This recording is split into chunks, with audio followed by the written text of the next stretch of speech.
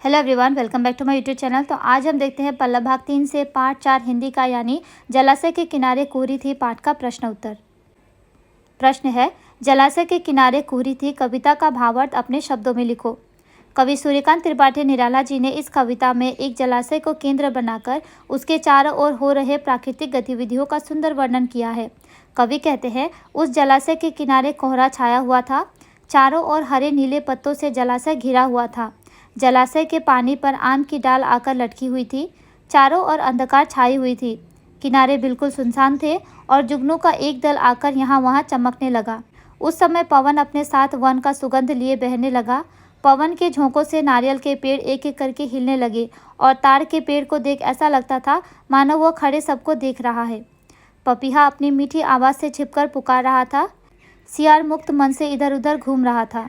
जैसे ही धीरे धीरे उजाला होने लगा तो आसमान से तारे गायब होने लगी और सरोवर में हवा के झोंकों से तरंगे एवं लहरें उठने लगी तथा यह सब देख कवि के अंतर्मन में तारे चमकने लगते हैं। तो इस तरीके से आप इस कविता के भावार्थ को अपने शब्दों में लिख सकते हैं। 3 नंबर, संक्षेप में उत्तर दो। क नंबर, जलाशय के किनारे घना अंधकार क्यों छाया हुआ था? उत्तर, उस समय प्रातःकाल का समय था और चारों ओर कोहरा था और चारों तरफ वनों से घिरे होने के कारण जलाशय के किनारे घना अंधकार छाया हुआ था। ख नंबर, सुबह प्रकृति में क्या क्या परिवर्तन होते हैं? उत्तर, सुबह होते ही अंधकार खत्म हो जाता है। आसमान में नीले बादल छाने लगते हैं, फूल खिलने लगते हैं, चिड़िया चहकने लगती है, हरे भरे खेत पवन के झोंकों से लहराने लगते हैं इत्यादि। ग नंबर, कविता में वर्णित पशु पक्षियों के नाम और उनके कार्यकलापों का उल्लेख करो।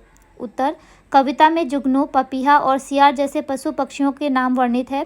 जुगनू के दल जलाशय के किनारे आकर अपने शरीर से प्रकाश निकालते हुए यहाँ वहाँ चमक रहे थे। पपीहा पेड़ की डाली पर बैठ अपने साथी को मीठी आवाज़ से पुकार रही थी तथा सियार आराम से जंगल में इधर उधर घूम रहे थे। घ नंबर, कविता में कुछ वृक्षों का उल्लेख है, उनके नाम और उपयोगिता बताओ। उत्तर, कविता में आम, नारियल तथा ताड़ जैसे वृक्षों का उल्लेख है। इन सभी पेड़ों से हमें फल मिलता है। आम के पेड़ से विभिन्न सामग्रियां जैसे टेबल, कुर्सी आदि बनाई जाती है तथा आग जलाने के हेतु लकड़ियों का भी इस्तेमाल होता है। नारियल के पत्तों से झाड़ू बनाया जाता है। नारियल से लड्डू बनाया जाता है। ताड़ के फल से रस बनाया जाता है। नीचे दिए गए उत्तरों में से सही उत्तर चुनो। क नंबर, आम की डाल कहाँ आई हुई थी? उत्तर है पानी पर। ख नंबर, किसके दल यहाँ वहाँ चमक रहे थे? उत्तर है जुगनू के। लहरें कहाँ उठ रही थी? उत्तर है सागर में।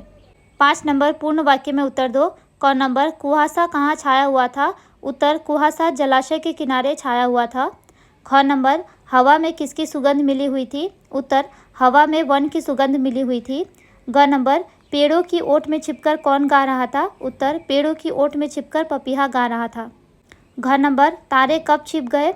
उत्तर, सुबह होते ही तारे छिप गए। तारा कहाँ चमकने लगा? उत्तर, तारा कवि के अंतर यानी हृदय में चमकने लगा। पाठ में आए कुछ शब्दों के अर्थ देखते हैं।